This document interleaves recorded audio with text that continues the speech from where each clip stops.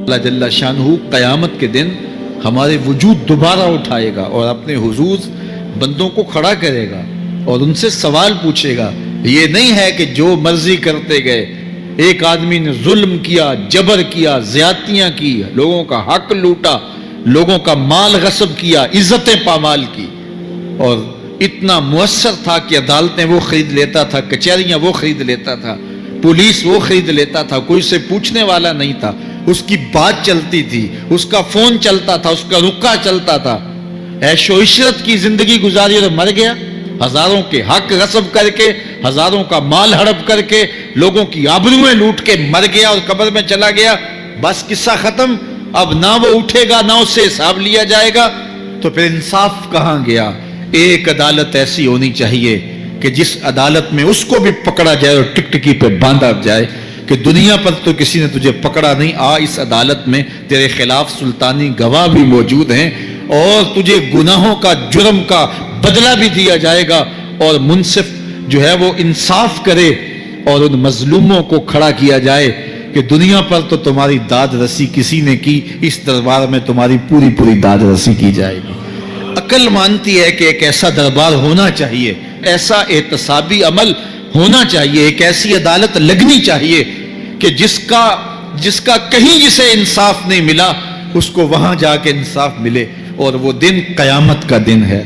اس کا یقین زندگی میں نظم پیدا کر دیتا ہے اور تھر تھر بدن کانپتا ہے کہ آج اگر ہم مؤثر بھی ہو جائیں اور کسی کے سامنے جواب دے نہ ہوں، لیکن ایک عدالت تو ہے جہاں ہم نے جواب دہ ہونا ہے اور اپنے ایک ایک عمل کا حساب دینا ہے۔ تو اللہ ارشاد فرماتا ہے کہ اس عدالت کے سامنے تم نے پیش ہونا ہے، تمہارے جوڑ جوڑ کو اللہ تعالیٰ دوبارہ کھڑا کرے گا اور اس کو دوبارہ تخلیق کرے گا اور پیدا کرے گا، اور تم دوبارہ کھڑے ہو جاؤ گے، اس کی حضور پیش ہوگے۔ اللہ اکبر۔ یسأل ایان یوم القیامہ، پھر پوچھتا ہے اچھا قیامت کب آئے گی؟ یہ تمسخر کے طور پہ پوچھتا ہے، لاؤ نہ قیامت، کب آئے گی قیامت؟ میں جرم رب کے سامنے کرنا چاہتا ہوں۔ اللہ اکبر۔ اب جواب سنیے، اب لفظوں کا ترجمہ اس زور سے کیا ہی نہیں جا سکتا جس زور کے لفظ ہیں۔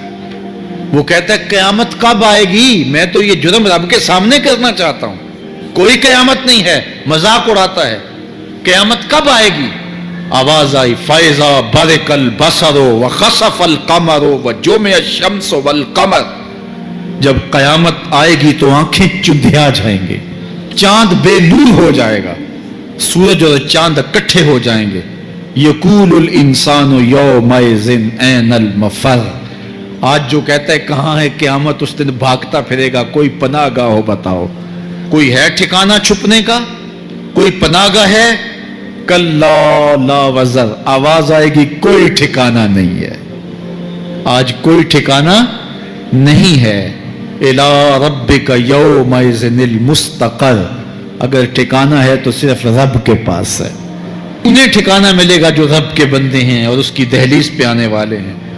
یُنَبَّأُ الْإِنسَانُ یومئذ بما قدم وأخر، اللہ تعالیٰ اس دن بتا دے گا جو آگے بھیجا اور وہ بھی بتا دے گا جو پیچھے چھوڑا۔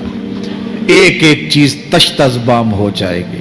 یوم تبلی السرائر فما لہ من قوت ولا ناصر، اللہ فرماتا سارے راز کھل جائیں گے۔ جو بند کمروں میں جرم کیے، داد عیش دیتا رہا، وہ بھی کھل جائیں گے، اور پھر کوئی طاقت نہیں ہوگی، کوئی زور نہیں ہوگا، کوئی زر نہیں ہوگا جو اس کو بے نقاب ہونے سے بچا سکے۔ اے داور حشر میرا نامہ اعمال نہ پوچھ، اس میں کئی پردہ نشینوں کے بھی نام آتے ہیں۔ تو وہ کتنا سخت دن ہوگا۔ ارشاد فرمایا جائے گا کہ جو آگے بھیجا، جو پیچھے چھوڑا، جو جرم کرتا رہا، جو نیکیاں کی، جو برائیاں کی، سب کچھ تشت ازبام ہو جائے گا۔ بل الانسان علی نفسہ بصیرہ، بلکہ آدمی خود اپنے حال پر اچھی طرح خود آگاہ ہے۔ ہم اسے نامہ اعمال کے دفتر دیں گے جہاں سب کچھ لکھا ہوگا۔ قرآن بتاتا جب نامہ اعمال سامنے آئے گا تو وہ بے ساختہ پکار اٹھے گا، ما لہذا الکتاب لا یغادر صغیرۃ ولا کبیرۃ الا احصاها، ہائے اس کتاب کو کیا ہوا، اس نے چھوٹی بڑی کوئی بات نہیں چھوڑی، سب کچھ لکھ دیا۔ नामा अमाल सामने होंगे, जमीन बोलेगी, हाथ पांव बोलेंगे, फरिश्ते बोलेंगे, किरामन कातिबीन बताएंगे ये क्या क्या जुर्म करता रहा, क्या क्या गुनाह करता रहा। तो उस दिन हर शय सामने आ जाएगी। तो ये तो सबूत होंगे ही होंगे, लेकिन अल्लाह फरमाता है सबूत तो अपनी जगह, लेकिन बलिल इंसान वाला नफ्स ही बसीरा, क्या इंसान को खुद नहीं पता कि वो कहाँ खड़ा है? उसको अपने जराइम की फहरिस्त खुद याद है, उसके ज़मीर पे खुद उसका बोझ मौजूद है। उसे ये नामा अमाल ना बताते, फरिश्ते ना बताते, फिर भी उसे पता था कि मैं क्या हूं और कहां मैंने जुर्म किया है। वल्लाहु अलका माज़ीरा, अल्लाह अकबर। अगर उसके पास जितने बहाने हों सब ला डाले, जब भी कोई उसका बहाना नहीं सुना जाएगा। क़यामत का दिन होगा, दुनिया के ऊपर तो बहानों से इंसान बच निकलता है।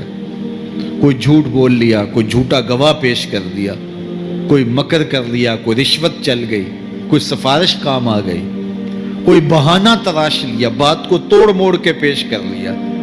लेकिन क़यामत का जब दिन होगा तो कोई ना झूठा गवाह चलेगा, ना रब की पुलिस रिश्वत लेती है, ना वहाँ इंसाफ के खिलाफ कोई काम होगा, और ना ही कोई बहाना चल सकेगा।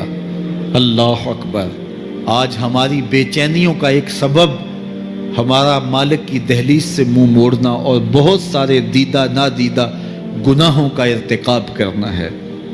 जब हमसे सुस्तियां हो जाती हैं, कोताहियां हो जाती हैं, तो वो गुनाह हमारा पीछा नहीं छोड़ते और हमें बेचैन और मुस्तरब रखते हैं। तो बाज़ औक़ात जो है वो हम कहते हैं कि पता नहीं बेचैनी क्या है। बेचैनी गुनाहों की है।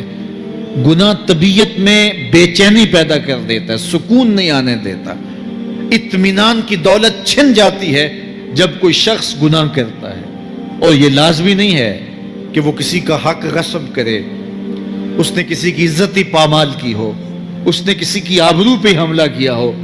अगर नमाज छोड़ी है तो बेचैनी ये भी कम नहीं है, ये रब की नाफरमानी है। अगर उसकी नजर भटकी है तो ये भी कम बेचैनी नहीं देती।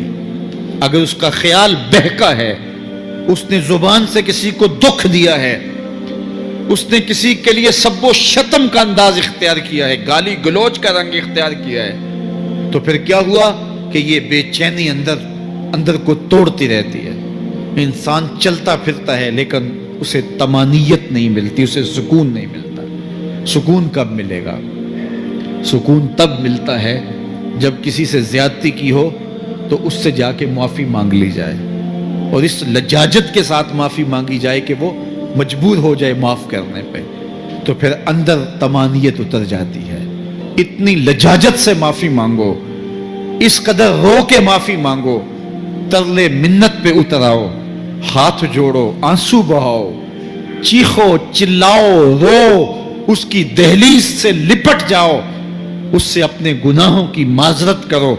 जब मालिक ने माफ कर दिया, अंदर की सारी बेचैनियां मिट जाएंगी, दिल को करार मिल जाएगा, दिल को तस्कीन नसीब होगी। तस्कीन उसकी दहलीज से तुम्हें मिलेगी। ये अंदर से फूटती है, बाहर से नहीं आती है। तस्कीन के काफले अंदर ही उतरते हैं, अंदर से इसके सोते फूटते हैं, इसके चश्मे फूटते हैं। हम बाहर से ढूंढते हैं, बाहर से तस्कीन नहीं मिलती, ये अंदर से आएगी। इसलिए इस दिल के ऊपर लगे हुए मैल कुचैल को, गलाजत को दूर कर लो और खुरच दो दिल के ऊपर पड़े हुए जितने भी जंग हैं। तो फिर नतीजा क्या होगा? दिल सुथरा होगा, मुसफ़ा होगा, मुज़क्का होगा, तो फिर दिल पर नूर होगा। तो फिर आपको ज़िंदगी गुजारने का लुत्फ़ और सुरूर और मज़ा आने लग जाएगा। तो इंसान जब दलीलें